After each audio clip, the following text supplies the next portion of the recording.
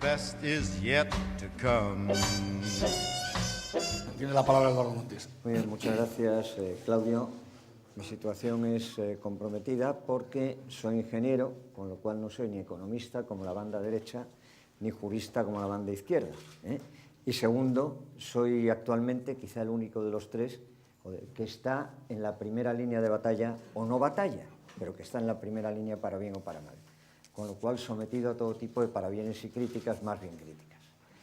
Bueno, yo os rogaría que siguierais la presentación que se os ha entregado, porque como ingeniero me es muy difícil hablar tan bien como estos señores sin tener un soporte físico.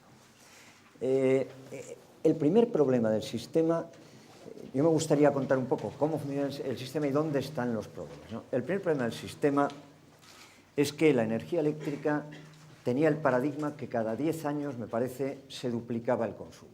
Venía creciendo un 6% anual acumulativo. A día de hoy, en el 2013, final del 2013, el consumo eléctrico ha sido de 238 teravatios hora, es decir, el nivel del 2003-2004. Esto con un parque de generación que no ha parado de aumentar, así como las redes de distribución. Entonces, esto es el primer problema absolutamente fundamental. Yo tenía un presidente, una de las compañías que estaba, que me decía: mira, Eduardo, yo era bastante optimista, todo es estupendo cuando tú vas navegando por un lago y está lleno, pero cuando empieza a bajar el agua te das cuenta que abajo hay piedras y igual te quedas encallado.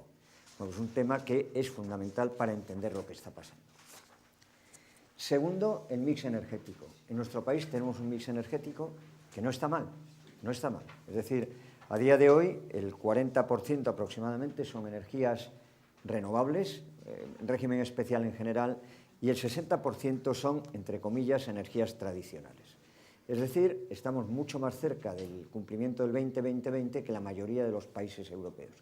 ¿Problema que tiene esto? Por un lado, que es un mix caro, por cómo se implantó, y segundo tema, me parece que lo decía alguno de mis compañeros, es que todo el peso del 20-20-20 ha caído sobre el sector eléctrico. Esto ha obligado que para conseguir el 20 nosotros tenemos que estar en el 38. Y esto, desde luego, es una carga adicional para el sistema. Una cosa que me parece interesante es que es verdad que en España hay una sobra de potencia, es verdad, pero cuando oigo a algún político de primera decir que en España tenemos 3 veces más potencia de la que necesitamos, demuestra que probablemente de otras cosas se sepa, pero del sistema eléctrico menos.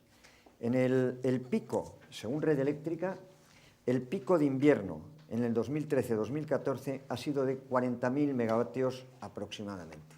En ese momento la potencia disponible en la red era de 51.000. Es verdad que es un 25% más, es verdad.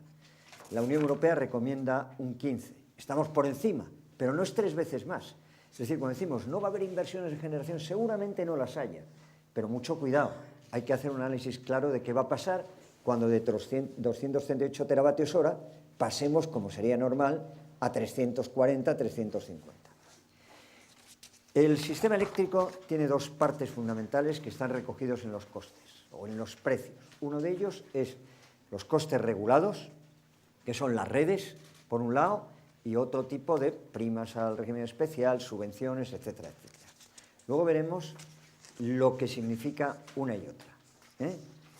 Y luego tenemos la parte liberalizada, entre comillas, porque es un mercado, como decía algún compañero de mesa, bastante intervenido, pero teóricamente la generación y la comercialización están liberalizadas. A mí me gustaría, aunque estoy viendo el horror ese, detenerme por un instante en cuál es la última idea sobre tarificación del gobierno, ¿no? Es decir, para todo consumidor por debajo de 10 kilovatios se aplicaba lo que se llamaba la tarifa de último recurso, que ahora es precio voluntario para el pequeño consumidor, pero es exactamente lo mismo. Se hacía a través de una subasta de la cual nosotros no éramos partidarios y nos da exactamente igual que la hayan quitado. Pero eso generaba un precio durante 3 meses, alto, bajo o mediano. La verdad es que estaba siempre a la altura de nuestro entorno, no era más caro, pero durante 3 meses teníamos ese precio. Ahora el gobierno da 2 alternativas, pero me voy a ir a la más radical, que es a la que tenderíamos, ¿no? Y es que cada hogar tenga un contador, no solo electrónico, sino de discriminación horaria, es decir, capaz de decir cuánto hemos consumido a cada hora del día.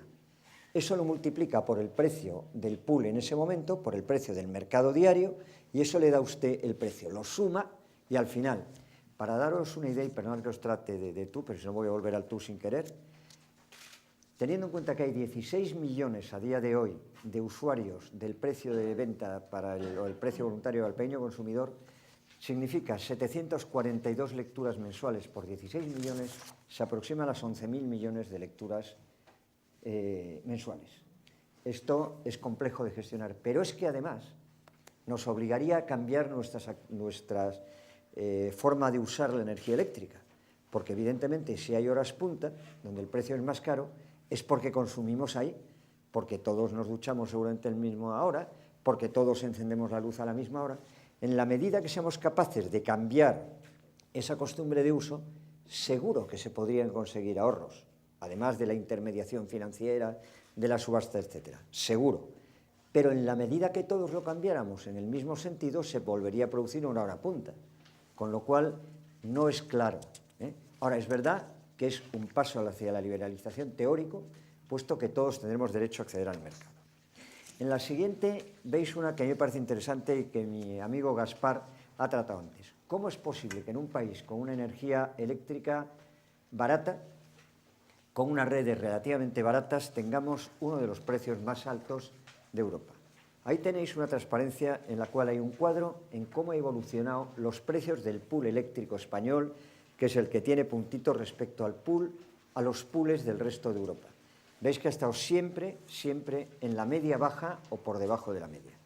Y al lado tenéis una que te dice cuáles son los costes de subvenciones, primas, etcétera. Ahí somos los más altos de la Unión Europea. Si juntamos las dos, que es como va el recibo, es evidente que con una energía eléctrica en el pool, en el mercado diario, barata, a la altura de cualquier país europeo, tenemos una factura muy alta. Y eso es lo que, desde luego, evita la competitividad. La siguiente es simplemente la competitividad de nuestra red de distribución. Veis que está entre las baratas. Hay otra muy interesante, perdonad que vaya a toda mecha, pero es imposible hacerlo de otra manera, donde se ve cómo ha variado el precio de la electricidad comparada con otros productos energéticos para usos domésticos en los últimos 15 años. En euros constantes veis que la electricidad, que es la línea de abajo, prácticamente no se ha modificado. Prácticamente no se ha modificado. Si veis todos los demás, gasoil, etcétera, han aumentado de manera radical. Un problema enorme creado por todo esto en el sistema es el déficit de tarifa. El déficit de tarifa se produce por la diferencia entre los ingresos que cobra la Administración para cubrir los costes regulados y dichos costes. Los ingresos se han multiplicado en los últimos 5 o 6 años por 2, los costes por 3. Entonces, aquí hay una transparencia, supongo que la tenéis ahí, que es oficial, es del Ministerio, en la cual se ve cómo han evolucionado los costes regulados. Veis que es verdad que ha aumentado la distribución en los últimos 5 años 48%, significa un 3% anual acumulativo. El transporte, un 78%. Hay un problema en que entre subvenciones y primas, no digo que esté mal, lo que hago es anotar una realidad, ha crecido en un 81,6%, en un 816%, y la amortización del déficit en un 1000%. Este crecimiento de los costes regulados nos ha llevado a un déficit de tarifa, y como muy bien decían, este año es de 3.188 inesperados millones, por cierto, y una deuda acumulada de 30.000. El sector, las compañías nuestras, en los últimos 5 años, desde el 2006, en los 7 años al 2013, han hecho un esfuerzo de 16.000 millones de euros. Pero no es suficiente y por eso se ha hecho una reforma eléctrica cuyo fin yo comparto absolutamente.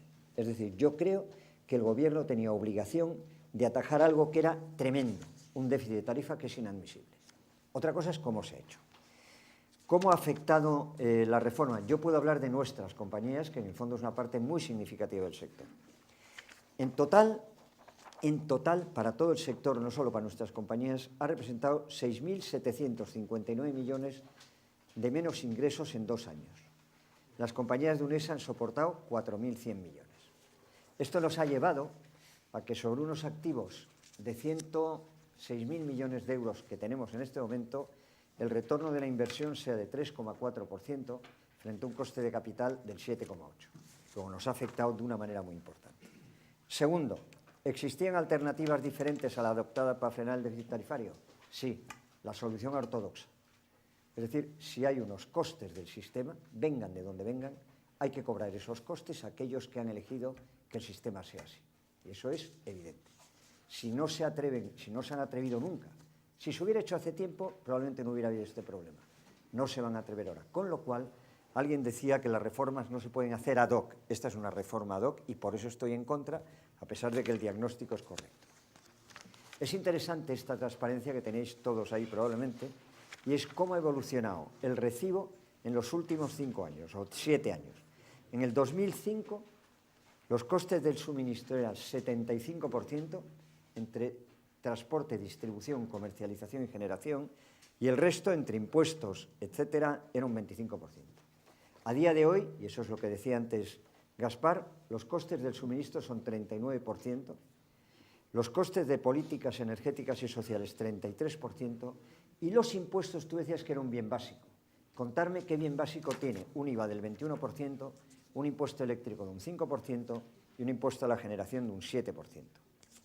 ¿Es necesario el cambio del paradigma regulatorio? Yo creo que en lo sustancial probablemente no, pero hay 2 temas fundamentales para mí. Primero, la liberalización del sector, que se debe llevar a cabo completamente, y segundo tema, me parece fundamental, es cómo hacer para que el backup, es decir, los pagos por capacidad, este es un problema de toda la Unión Europea, se produzcan de una manera sensata, integrados en el mercado. Y, por último, porque ese cero me está volviendo loco, ¿sería útil el restablecimiento de la planificación energética? Yo creo que sería útil en cuanto a los costes regulados, en cuanto a redes, etcétera. Yo la generación, sobre todo porque no va a hacer falta. La generación yo la dejaría que actuara según las normas de los actores del mercado. Y es aconsejable un pacto de Estado. Yo digo un poco lo mismo que dice Jorge. Yo hay veces que he pensado que sí, pero visto un poco cómo suceden las cosas, hombre, siempre es bueno un pacto de Estado, pero no me parece en este momento imprescindible. Y muchas gracias.